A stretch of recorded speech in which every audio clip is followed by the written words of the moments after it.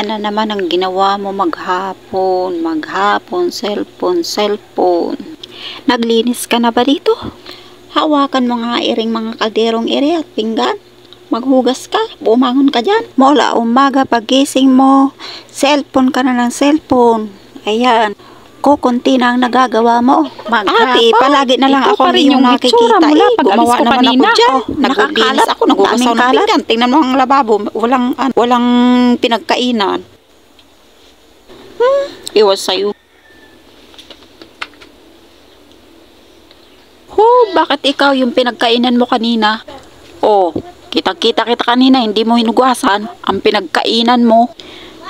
Nag-iingay ka lang. Mga ngatwirang ka pa. Ilang beses nakitang laging nakahilata dyan. Cellphone ka ng cellphone. Isusumbong kita talaga kay mama mamaya. Tingnan ko kung makapangatwirang ka pa dyan.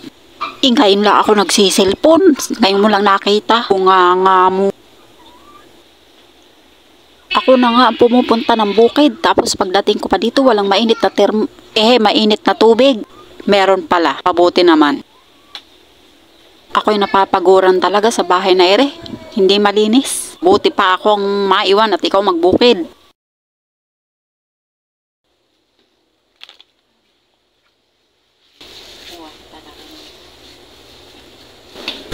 Ay nako, bukas tatahimik na naman ang bahay na ito maghapon. Tahimik lang dito pag nasa bukid siya. Ay nako, nakakainis talaga pag si ate na andito.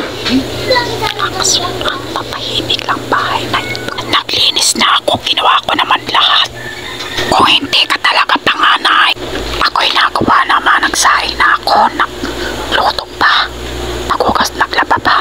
Naglaba na kanina. Ewan kung bakit ang bunganga niya talaga ay walang tigil. Basta lang may maisalita. Nayayamot ako. Di pagsiselfon ko, tingin na tingin. Di magselfon din siya. Parang tumahimik na. Ay, salamat.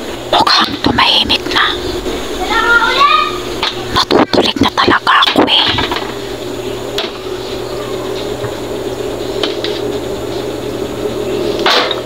Ay, buti naman tumigil din. Sawa din. Alicia, lumabas ka nga din eh at ikay magwalis. Hindi mo ba nakikita na ang kalat-kalat dito? Ikay atay bulag.